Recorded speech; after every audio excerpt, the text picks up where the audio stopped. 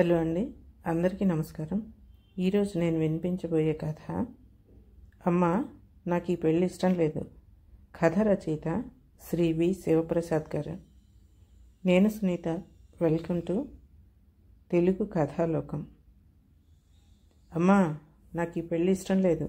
ఊర్మిళ మాటలకు కాత్యాయని తుల్లిపడింది. మంచి కుటుంబం, అబ్బాయి రూపసి, విద్యాధికుడు, ఆర్జనాపరుడు, పిల్లనిచ్చుకునే తల్లిదండ్రులు ఇంతకన్నా ఏం కోరుకుంటారు? మంచి రోజు చూసి రేపో మాపో ముహూర్తాలు పెట్టుకుంటుందామనుకుంటున్న తరుణంలో ఇలా అంటుందేంటి? ఎలా చూసినా తమ స్థాయికి మించిన సంబంధం. ఏ కారణంగా కూతురిలా సాహసించి మాట్లాడుతోందో కాత్యాయనికి కొరుకుడు పడటం లేదు. 3 ఏళ్లుగా రకరకాల సంబంధాలు వచ్చాయి. సరిజోడు కాదనో, పద్ధతైన మనుషుల్లా లేరనో, ఆర్థికంగా సరితూగలేమనో ఏవేవో కారణాలు. ఏ ఒక్కటి ముడిపడలేదు. పెళ్ళి ఆలస్యమవుతున్న కొద్దీ వయసు మీరిపోతుందేమోనని భయం. తమ కాలంలో పిల్లలు ఒకరినొకరు ఇష్టపడుతున్నారా లేదా అన్నంతవరకే చూసేవారు తప్ప మిగతా విషయాలేవి పెద్దలే మాట్లాడుకుని ఖాయపరుచుకునేవారు. ఇప్పటి పరిస్థితి అలా లేదు. పెద్దల ఇష్టాలు నామమాత్రంగా ఉంటున్నాయి. ఎందుకు ఇష్టం లేదు అని అడిగింది కాత్యాయని. సమాధానం లేదు. మరోసారి రెట్టించింది కూతుర్ని. ఈ కాలం పిల్లలకి మేము చెప్పలేం తల్లి, ఆ చెప్పేదేదో మీ నాన్నగారికే చెప్పుకో అంటూ చివాలన గదిలో నుంచి వెళ్ళిపోయింది కాత్యాయని. పెళ్లి వేడుకల్లో ఇచ్చిపుచ్చుకోవటాలు వంటి ఆర్థిక సంబంధ విషయాల్లో పిల్లలకు ప్రమేయం లేనట్లు పెద్దలు వ్యవహరించడం సబబేనా? కట్న కానుకల గురించి మాకేం డిమాండ్లు లేవు. అబ్బాయికి లక్షల్లో జీతం వస్తుంది. మాకున్నది ఒక్కగానొక్కడు. బంధుమిత్రులంతా పెద్ద బలగమే ఉంది. పెళ్లి ఏర్పాట్లు మాత్రం ఘనంగా ఉండాలి. అతిథి మర్యాదలకు లోటు రాకుండా చూసుకుంటే చాలు అన్న మగపెళ్లివారి మాటలు తన దాకా చేరాయి. ఆ మాటలకు వాళ్ళంటే తమ వారికి మరింత గౌరవాన్ని కలిగించినట్లు ఊర్మిళ గ్రహించింది. ఊర్మిళకి ఇద్దామనుకున్న ప్లాట్ అమ్మితే 60 లక్షల దాకా వస్తుంది. వాళ్ళు ఎటూ కట్నం అడగట్లేదు కదా. వచ్చిన డబ్బుతో ఘనంగా పెళ్లి జరిపించేసి మిగిలిందేదో బంగారం కొని పిల్ల వంటి మీద పెడితే సరిపోతుంది అంటూ సులువుగా సమస్యను తేల్చేశాడు తన తండ్రి. ఆ ప్రస్తావన వింటూనే తన మనసులో ఒక్కసారిగా రేణుకక్క మెదిలింది. పెద్దమ్మ కూతురు రేణుకంటే ఊర్మిళకి ఎంతో ప్రాణం. ఇద్దరి మధ్య వయసు అంతరం 7 ఏళ్లున్నా ఆ అంతరం స్నేహానికి అవరోధం కాలేదు. తోడబుట్టిన వాళ్లలా కలిసిమెలిసి ఉండేవారు. ఇద్దరి మధ్య ఎలాంటి అరమెరికలు లేని ఆత్మీయ సంబంధాలు ఇప్పటికీ కొనసాగుతూనే ఉన్నాయి. ఈ పెళ్లి సంబంధం గురించి తను చెప్పగానే రేణుక చాలా ఆనందించింది. అన్ని విధాల తగిన సంబంధమేనంటూ మెచ్చుకుంది. అయితే ఆ రోజుల్లో మగపెళ్లివారు రేణుక సంబంధం గురించి ఎలా మాట్లాడారో ఇప్పుడు వీళ్ళు అలానే మాట్లాడుతున్నారు. ఆర్థికంగా బాగా కలిగిన కుటుంబం, కోడలు చక్కని చుక్క కావాలని కోరుకున్నట్లే రేణుక ఉండటంతో పైసా కట్నం అక్కర్లేదని, పెళ్లి మాత్రం ఘనంగా జరిపించాలని ఊరంతా విశేషంగా చెప్పుకున్నారు. రేణుక ఎంతో అదృష్టవంతురాలని అంతా మురిసిపోయారు. పెదనాన్న కూడా పెళ్లి ఖర్చుకు ఏమాత్రం వెనుకాడలేదు. ఊరంతా పందిరేసి రంగవల్లులద్ది ఎక్కడెక్కడి నుండో వంటవారిని, వడ్డన వాళ్లను, సినీ సెట్టింగుల వారిని, విద్యుత్ దీపాల వాళ్లను రప్పించి పెళ్లి అంగరంగ వైభవంగా జరిపించారు. తెలిసినంతలో ఆ రోజుల్లో అంత గొప్పగా ఘనంగా జరిగిన పెళ్లి మరొకటి లేదన్నట్టు కథలుగా చెప్పుకున్నారు. తను అలాగే అనుకుంది. పెళ్లి ఖర్చుల కోసం రేణుకకు పసుపు కుంకాల కింద ఇద్దామనుకున్న 2 ఎకరాల మామిడి తోట అమ్మేశారు. పెళ్ళైన 2 ఏండ్ల తరువాత 12 బిడ్డకు తల్లయ్యింది రేణుక. మధ్యలో ఒకసారి బంధువుల పెళ్లిలో కలవడమే. పెళ్ళవక ముందంటే పండుగనో పేరెంట్ మనో ఏదో వంకతో తను వెళ్ళి 2-3 రోజులుండి సరదాగా గడిపొస్తూ ఉండేది. బారసాలని కబురు చేస్తే తల్లితో కలిసి తను వెళ్ళింది. అమ్మతనం మూర్తిభవించిన రేణుక బొద్దుగా కూడా అనిపించింది. పాలిచ్చే తల్లి పుష్టిగా ఉండాలి కదే అంటూ తన ఆకారానికి తనే నవ్వుకుంటూ కామెంట్ చేసేసింది. బంగారంతో చేసిన బ్రేస్లెట్ పిల్లాడి చేతికి తగిలించి తను ముద్దులాడసాగింది. ఏం ఉద్యోగం చేసి సంపాదించి తెచ్చావు ఊర్మిళ అంటూ హాస్యమాడింది. ఈ మాత్రానికి ఉద్యోగమే చెయ్యాలంటావా అక్క? ఇప్పుడంటే తల్లిచాటు పిల్లవి, రేపు ఒక ఇంటి కోడలు అయ్యాక తెలుస్తుంది మన ఇష్టాలకున్న హద్దులేంటో అన్న రేణుక మాటల వెనుక ఏదో నిగూఢ అర్థం ఉందేమోనని అనుమానం కలిగింది ఊర్మిళకు. ఆ తర్వాత కొద్ది నెలలకే తమ్ముడు పాండుకు పెళ్లి కుదిరింది. రేణుక పిల్లని తీసుకుని వారం రోజుల ముందే వచ్చేసింది. తను 2 రోజుల ముందే పెళ్లికెళ్ళింది. రేణుక ముఖంలో ఏదో దిగులు, ఒకప్పుడు చురుకుదనం కనిపించలేదు. ఒంట్లో బాగోలేదేమో అనుకుంది. పెళ్లికి రేణుక భర్త, అత్తింటి వారు ఒక్కరూ రాకపోవడంతో చాటుమాటుగా నలుగురు గుసగుసలాడుకున్నారు. అక్క, బావగారు రాలేదేంటి? ఉండబట్టలేక అడిగేసింది తను. ఏం చెప్పనే, రకరకాల బిజినెస్లు, టూర్లు, బిజీ కట్టేసి తీసుకురాలేంగా అంటూ ముఖాన నవ్వు పులుముకుంది. పెళ్ళయ్యాక కూడా 7-8 నెలలు రేణుక పుట్టింట్లోనే ఉండిపోయిందని తెలిసి రకరకాల అనుమానాలు పొడచూపాయి.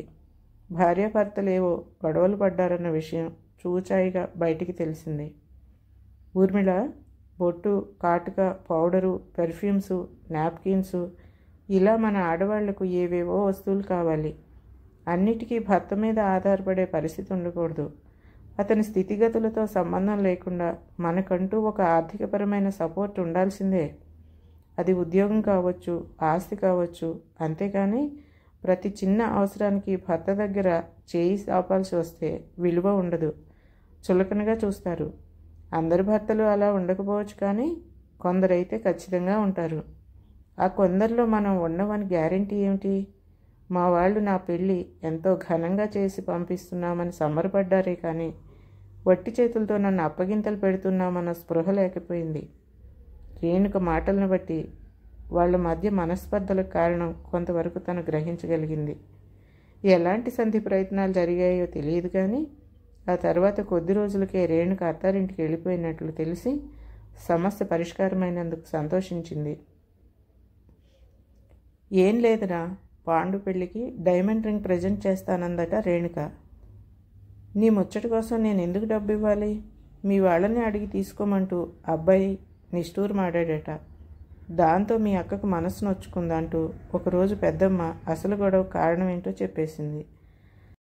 అయితే రేణుక మనసు కష్టపెట్టుకోవటానికి ఆ ఒక్కటే కారణం కాకపోవచ్చని, అంతకు పూర్వం అలాంటివి మరికొన్ని జరిగి ఉండొచ్చని తను అనుకుంది. ఆ రోజు రేణుక విషయంలో పెదనాన్న ఎలా ఆలోచించారో ఇప్పుడు తన విషయంలో అమ్మ నాన్నలు కూడా అదే విధంగా ఆలోచిస్తున్నారు.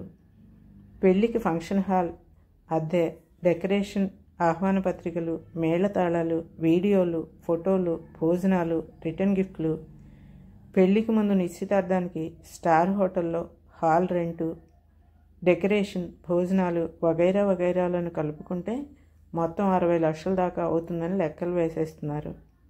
పెళ్ళికింత హంగు ఆర్భాటాలు అవసరమా అనుకుంది. ఏంటమ్మా, పెళ్ళి ఇష్టం లేదన్నావంట? తండ్రి మాటలకు ఊర్మిళ ఆలోచనలు ఆగిపోయాయి. అవును నాన్న, మరి ముందు నచ్చాడని చెప్పావు. అవును, నచ్చాడనే అన్నాను. ఇంతలో ఏమైందమ్మా? నువ్వు సరేనన్నాకనే కదా ఖాయం చేసుకుంది. అబ్బాయి నచ్చటం వరకేనా నా ప్రమేయం? ఆ తర్వాత మీరు మాట్లాడుకున్న విషయాల్లో నా ఇష్టాలతో పని లేదా? ఏ విషయాల్లోనమ్మా? ఆచారాలు, పెట్టుపోతలు, ఆర్థిక విషయాలు మేము పెద్దవాళ్ళం మాట్లాడుకునేవి. వాళ్ళేం కట్నాలు కానుకలు గురించి గొంతెమ్మ కోరికలు కోరలేదు కదా. కాకపోతే పెళ్ళి మాత్రం గొప్పగా జరిపించమన్నారు. సానుకూలంగా మాట్లాడింది తల్లి. అవును, అందులో తప్పే ఉంది. పెళ్ళి తమ స్థాయికి తగ్గట్లు జరగాలన్నారు. అలాగే చేస్తామన్నాము. అంత ఘనంగా చేయటానికి అవసరమైన డబ్బు మన దగ్గర ఉండాలి కదా. నిజమే, లేదు. నీ పెళ్లి ఖర్చుల కోసం దాచిపెట్టింది పెళ్ళి సింపుల్గా జరిపించడానికి సరిపోతుంది. అందుకనే నీకు ఇద్దామనుకున్న అపార్ట్మెంట్ అమ్మి వచ్చే డబ్బుతో వాళ్ళు అడిగినట్లు ఘనంగా చేద్దామనుకుంటున్నాము. నాకంటూ ఏమీ ఆస్తి ఉండక్కర్లేదనుకున్నారా? నీకు ఇస్తేనే, నీ పెళ్లి కోసం ఖర్చు పెడితేనే రేపు పెళ్ళయ్యాక వాళ్లకున్న ఆస్తిపాస్తుల్ని మీ భార్యాభర్తలేగా అనుభవించేది. అలాగని నా పేర చిల్లికవ ఆస్తి లేకుండా నన్ను బికారిదాన్ని చేస్తారా? అదే అపార్ట్మెంట్ నాకుంటే దాని మీద నెల నెల వచ్చే అద్దె నా ఆదాయంగా నా అవసరానికి ఉంటుంది. ప్రతి చిన్న అవసరానికి చేయి చాచి భర్తను అడుక్కోవాల్సిన పరిస్థితి ఉండదు అంది. మీ అమ్మ నేను నీది నాది అనుకుంటూ ఇంతకాలం బ్రతకలేదమ్మా. వచ్చే ఆదాయానికి తగ్గట్టు ఏ లోటు లేకుండా సర్దుకుంటూ బ్రతికాం. భార్యాభర్తల మధ్య అడుక్కోవటం అన్న భావనే సరికాదు. మీ కాలము, మీ అవసరాలు, మీ ఆలోచనలు వేరు నాన్న. నా చదువుకు తగ్గ ఉద్యోగం రానవచ్చు, రాకపోనూ వచ్చు. వచ్చిన కుటుంబ బాధ్యతల మధ్య చేయలేకపోనూ వచ్చు. ఏదేమైనా నాదంటూ నాకు ఒక ఆసరా ఉండాలి, నిక్కచ్చిగా మాట్లాడింది ఊర్మిళ. అపార్ట్మెంట్ అమ్మకుండా ఆస్తిగా నీకు ఇచ్చి పెళ్ళి ఘనంగా చేయాలంటే అప్పు చెయ్యాలి. ఈ వయసులో మేము తలకు మించిన అప్పులు చేయలేం కదా. నిజానికి ఇది మన స్థాయికి రావాల్సిన సంబంధం కాదు. నీ భవిష్యత్ బాగుండాలనే మా ఆశ అంతా. కాళ్ళదాకా వచ్చిన అదృష్టాన్ని కాలదన్నుకోవద్దు, బ్రతిమలాడుతున్నట్లుగా అన్నాడు తండ్రి. నాన్న, అంతగా మన సంబంధాన్ని ఇష్టపడుతున్న వాళ్ళు మన స్థితిగతులను కూడా చూడాలి కదా. అంగరంగ వైభవంగా పెళ్లి జరిపించాలన్న ముచ్చట వాళ్లదే. ఆ ఏర్పాట్లేవో వాళ్లనే చేసుకోమనండి. అదేం మాటే, పెళ్లి చేయాల్సిన బాధ్యత ఆడపిల్లి వారిది కదా, తల్లి కలుగు చేసుకుంది. అలా అయితే మన స్థాయికి తగ్గట్టు మనం జరిపిస్తాం. అందుకు వాళ్ళు ఇష్టపడాలి. లేదంటే తమ స్తోమతకు తగ్గట్టు వాళ్లే జరిపించుకోవాలి. అంతేగాని మనం పెళ్ళి ఎలా జరిపించాలో వాళ్లే చెప్తే ఎలా? ఏదేమైనా ప్లాట్ అమ్మి పెళ్లి చేయడానికి నేను ఒప్పుకోను. మా తాహత్కు మించి ఘనంగా ఏర్పాట్లు చేయలేమని స్పష్టంగా చెప్పేయండి. వాళ్ళు సరేనంటే ముందుకెళ్దాం, లేదంటే మనకు తగ్గ సంబంధం చూసుకుందాం. ఇంతకన్నా తను చెప్పాల్సిందేం లేనట్లు ఊర్మిళ తన గదిలోనికి వెళ్ళిపోయింది. కూతురు మాటలకు భార్యాభర్తలిద్దరూ ముఖముఖాలు చూసుకుంటూ స్థాణువుల్లా నిల్చుండిపోయారు. కథ సమాప్తం. ఈ కథ కనుక మీకు నచ్చినట్లయితే లైక్ చేయండి, షేర్ చేయండి, మరియు మొదటిసారిగా నా ఈ ఛానల్ని చూస్తున్నట్లయితే సబ్స్క్రైబ్ కూడా చేయండి.